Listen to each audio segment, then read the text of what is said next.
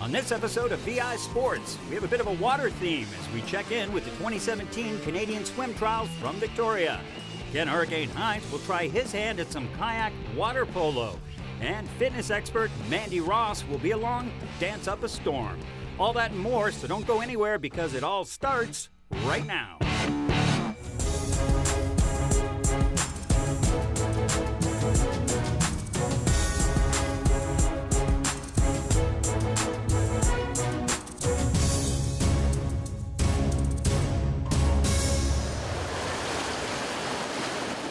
We're here with John Atkinson, High Performance Director for Swim Canada. And John, this is an amazing event. Can you give me a little bit of an overview? Yeah, so this event happens each year for our national team selection. And this championships this year, we're selecting the Senior World Championship team, the World University Games team, and the World Junior Championships team. Wow, so there's great opportunity for local swimmers here. Absolutely. Local swimmers and from across the country, and we're pretty well entrenched here in Victoria. We have a high performance centre here, as well as a next gen program as well. And how do people get involved? Well, people get involved in swimming through their swimming clubs, and then as they progress and they start to swim in provincial championships, East and Western championships, and then when they attain the times, they can come to a national trials. And what kind of success have you had? Well, if you look at the Olympic Games last year, we had 6 medals, which was arguably the best ever swimming result at an Olympic Games for Swimming Canada. And athletes of that level are probably training 10 times a week, each training session between 2 and 2.5 hours, and then doing strength and conditioning work on land as well. And is it the kind of thing where basically, are you training for one specific event, or are you going for different disciplines? I mean, how would an athlete approach that? It depends on the athlete and what their preference is and what they're best at.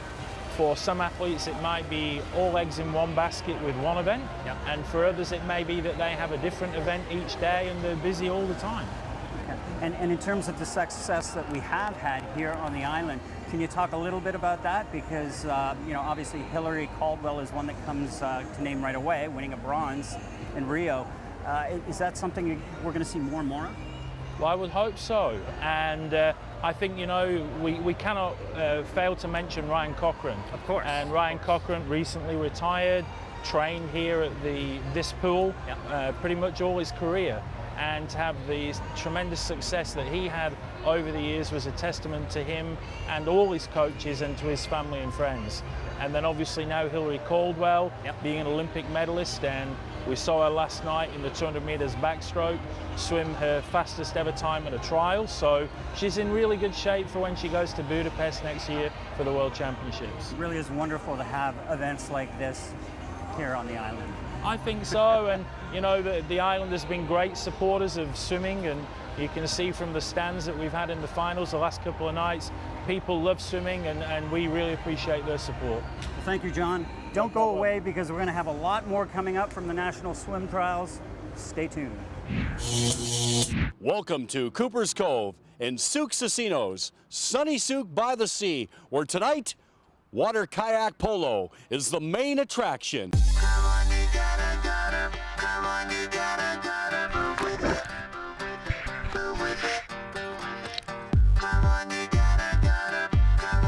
That adrenaline rush lasts for about a day and a half afterward. Hockey on water. Totally different sport than I've ever played, but it's pretty fun, getting the hang of it. Kayak polo, also known as canoe polo, originated in Britain in the 1940s. It became an official international sport by the 1970s, growing rapidly in Europe and the Commonwealth. Canada now has its own national team, and here on the island, the following may be small, but it's loyal. Here on the West Coast, we use the whitewater boats to play this game. Where else in the world, it's the polo boats that they might use. Started here in Cooper's Cove probably about 12 years ago now, and we get players from all over southern Vancouver Island to come and play. It's 5-on-5, with the object of the game to throw the ball into a 3 feet wide, 5 feet long, above water nets for a score.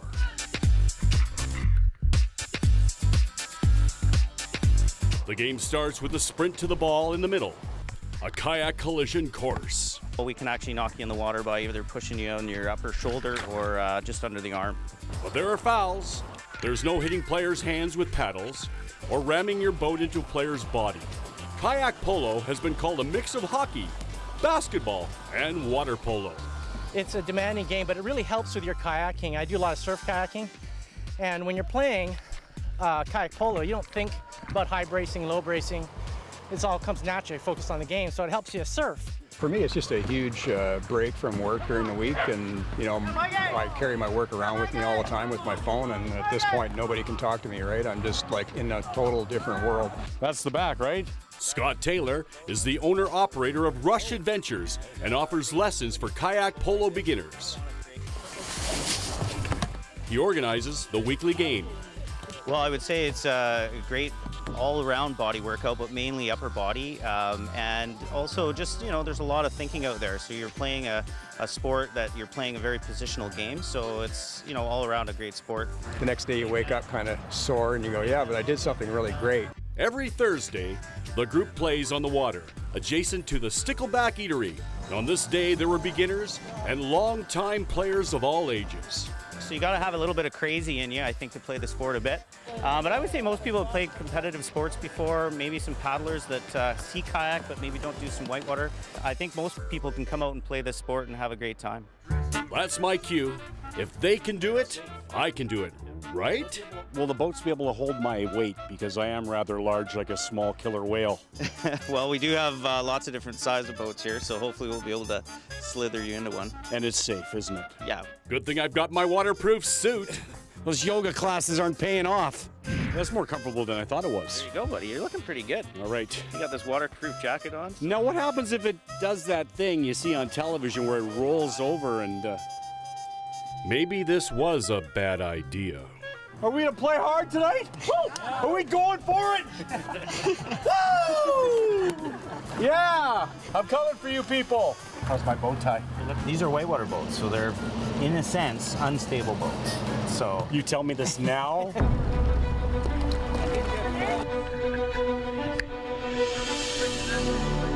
I'm actually starting to get the hang of it. Like any great athlete going into the fray, you get a little nervous, but you utilize that best to your ability to overcome it and to power through it. My time had come to enter the game. Nice!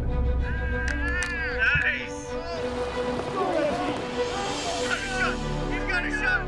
Nice! Go, Sticky Fingers! Yeah!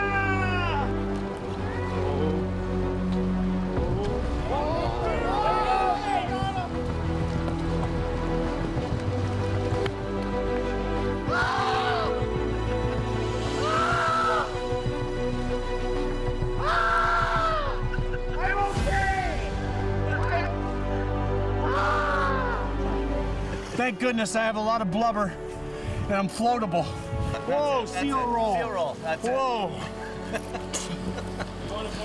All right. Beautiful Cooper's Cove, Cecino Souk, Hurricane Himes, and kayak polo.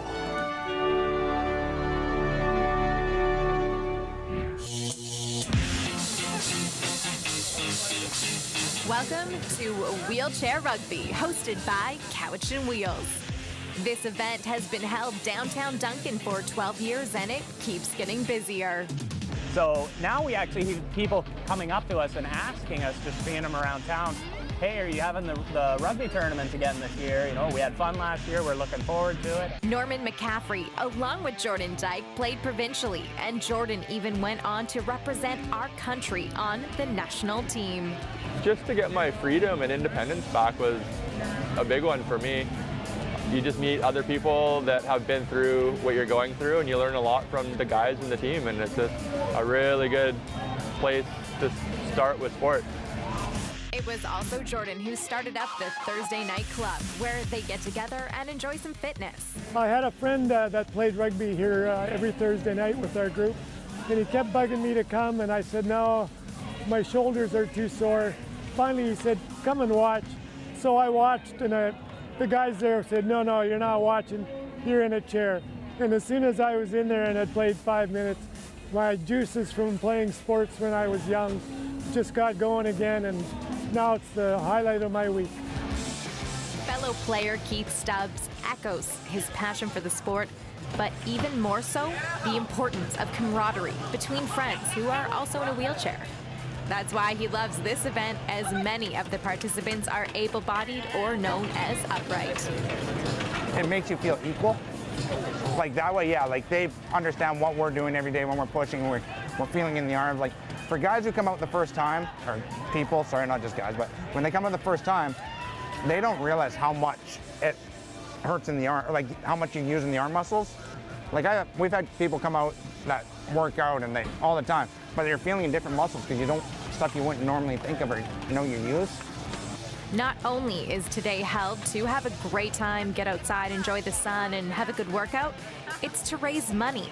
Cowichan Wheels is a non-profit organization helping to make the valley more wheelchair friendly. One of the things we do with our money is to help make the community more accessible. So we pay for wheelchair ramps and parking. We put in a wheelchair accessible swing at a local park and things like that. And a word to the wise: treat others like you would want to be treated. Just remember, when you see people in a wheelchair, they're really no different than you. Our bodies don't work quite the same. We still have our brains, and we can do everything, almost everything that most people can. So don't jump in front of us. Hold doors for us. Be nice, be kind. We'll do the same for you. Reporting for VI Sports on Shaw TV, I'm Emily Moyes.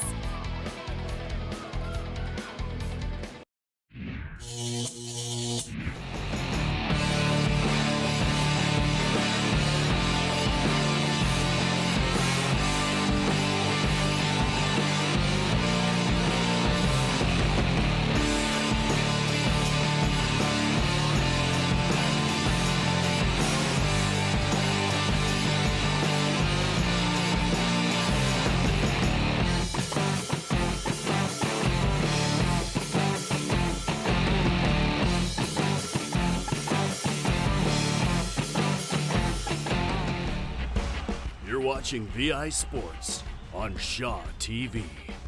I'm with Ryan Millette. He's the head coach of the High Performance Center in Victoria. Ryan, first of all, can you tell me a little bit about your program? Because obviously you're having a lot of success. Yeah, we're Summit Canada High Performance Center. There are 3 of them, one in Victoria, one in Vancouver, and one in Toronto. So we're one of 3. We've existed for 8 years now. And so far so good. We've medaled at just about every World Championship, every major meet, every Olympics. And high performance, what exactly does that entail? Like literally what it says, you're hoping to get your athletes to the Olympics? High performance is definitely trying to get to the Olympics. It's looking to be top 8 in the world, looking to get on the podium at the world level, and young kids who are on track to be at that level. Okay. And the kids that you work with, what age group do you start at, and how do you kind of bring them along? Our youngest kid is 15 years old. Our oldest girl in our group is 26 years old, so that's about the range that we coach right now. How we bring them along is that we try and develop the right skill set that it'll take to compete on the world level. So that's your aerobic base, their technical base, all the little fine knowledge, but you got to start with the basics, and that's where we start all the time. And obviously we've had some great success with swimmers here on the island. Yeah. Talk a little bit about that, because you must be pretty proud. I think for the size of this island and the size of this program, we have hit above our weight consistently, and we've just had a tremendous amount of success. So obviously Ryan Cochran is the one that most people are familiar with. Yep. Now Hillary Caldwell medaling at Rio, yep. Continuing to thrive here. Yep. And we have some young kids coming along, Mackenzie Paddington making the team here from our Next Gen program, which is a fantastic young program that swims within our center. Yes, well thank you very much, Ryan. We're actually going to take a look at that program right now and meet some of these new up-and-coming swimmers.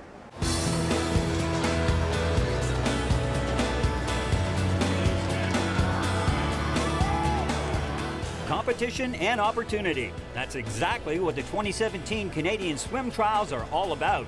And the event draws swimmers from all across the island, vying for the ultimate goal, to be part of Canada's Olympic team. And the Next Generation program is helping young athletes to reach that goal. The Next Gen program was basically put into place as part of that podium pathway to try and encourage our best age group swimmers to get involved at the next level in terms of stepping forward from age group to kind of this next gen up into the senior national program. Sarah Darcel is a great example of how local programs work. At age 17, she's progressed through the Next Gen program into the Senior National program, collecting a win in the 400 individual medley at the Junior Pan-Pacific Championships in Maui along the way. I moved to Victoria 4 years ago from a small town in Grande Cache, Alberta, and immediately I was enrolled in CSI, which is through my high school, and then it fed into this program, and then I got here. I know for a fact that we're definitely one of the strongest, most committed, passionate about the sport. Like you can't get more than that, really. Mackenzie Paddington is another local swimmer who won the 400 freestyle at this event, earning herself a spot at the World Championships this summer in Budapest. I'm in the Next Gen program, but I get all the things the center gets. I get all the biomechanics, all the nutrition, all the doctors, all the physio, and it's just such a great atmosphere here, and they really propel us to the next level, and it's nothing like anything else we have in Canada, which is great.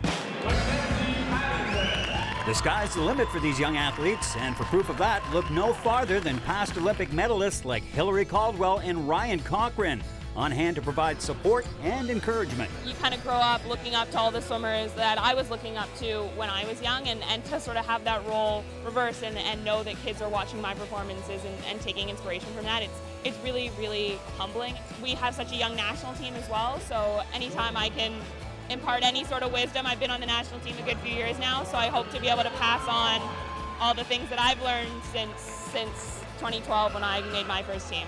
Hillary is just an absolute fantastic role model for these young women, and she has worked incredibly hard to get the results that she's looking for, but she also has gone through a lot of adversity and finally found that Olympic success last summer and repeating it the year after, which is almost just as hard. So it's very impressive to see how well she's doing, and you know, everyone in the group, we're expecting that excellence and they're meeting that expectation. Training with everyone in the group, we're always wanting to be in the water, we're always on time to get in the water, and it's a great atmosphere to be around, and surrounding yourself with that, it just propels everyone forward. Now that it's kind of caught on and you know, the word is getting out there that we're having success, yeah, we feel like it's going to be a really important part of the HPC program here in Victoria, and in turn, like really adding a whole bunch of high quality young athletes into the system of Swimming Canada. Congratulations to all our young athletes, and we've got our fingers crossed for Mackenzie Paddington at this summer's World Championships.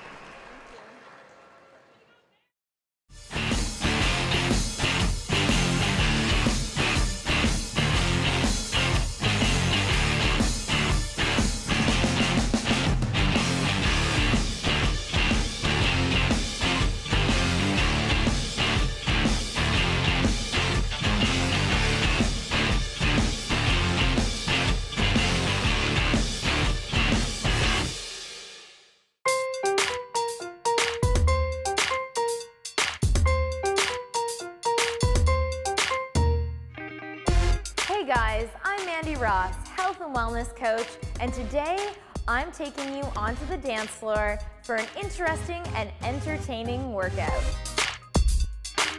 And joining us will be Darcy Domich, professional dancer and martial artist and personal trainer, and he'll be helping us dance ourselves into shape. All right, so Mandy, let's start with cha-cha. Alrighty. All right, so let's get all your weight on your right leg. Yeah, pointing on the left. We're gonna step forward, completely onto that leg. Check that knee forward, and step back onto that leg. Darcy, you obviously have a really athletic background. Yes. How did that lead into dance? I was training for a Muay Thai fight, and I sought some expertise from a ballet instructor just for depth of stretch and power in legs. He was watching me do these motions and decided, like, you need to come and meet some people down at the ballet company. And I did my fight, I was uninjured, and just sort of had a look down there, and they roped me in and kept me and trained me and put me in shows. Everything started there in ballet, And then I started branching out into dances like flamenco, and there's 10 different dances in ballroom, so I do all of those. And I've begun competing in ballroom, and I went over to Spain and danced with the flamencos over there, and so it just went from nothing to total immersion. How did you get your start in martial arts? I started as a kid, sort of 8 years old, karate, and moved through different versions of karate, and that led into all kinds of different martial arts, Filipino stick fighting, Aikido jiu-jitsu, a whole range of stuff. And with martial arts, I know there's such a beautiful component mentally, and because this is Operation Soul Nourishment, I definitely want to touch on, you know, that sort of mindfulness aspect to it. Because a lot of people see the cool, you know, yeah, breaking a board or something. yeah, all that stuff. But I mean, there's such a mental aspect that goes into the arts. So Parallel to the martial arts was the healing arts. So just as much as we were learning to break things, we were also learning to meditate and learning to do healings as well. So that was always part and parcel along the way. Like a typical martial arts class was, you know, like a 10-minute meditation to get you in your proper state, and then studying movements and building up, and then finishing the practice with meditation. 4.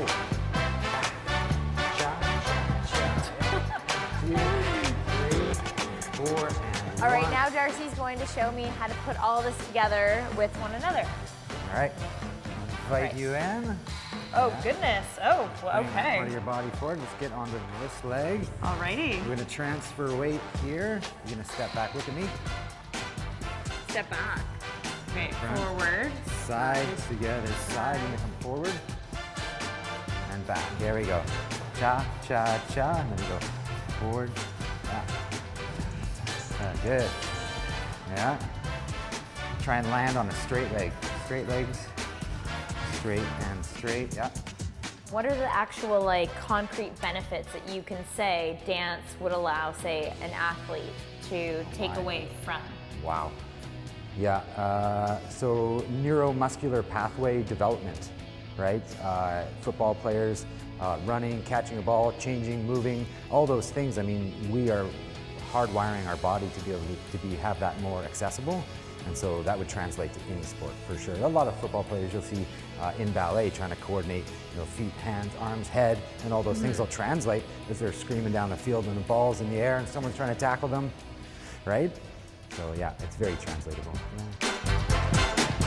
We don't have to ask your actual age, but I mean, like, we'll say what, like, decade did you start professionally dancing? In my 30s. Yeah, in my I mean, 30s, I think that gives hope to a lot of people out there who think, you know, oh, they only think professional dancers have to be like started when they're like doing ballet when they're 3 or something. Oh my goodness, that's just peanuts. That's just peanuts. From Studio 4 Athletics in Victoria, I'm Mandy Ross for VI Sports. Well, that's going to do it for this episode. We'd like to thank Swim Canada for all their help, and we'd like to congratulate our local swimmers and wish them the best of success in the future. I'm Mark Robertson. We'll see you next time on VI Sports.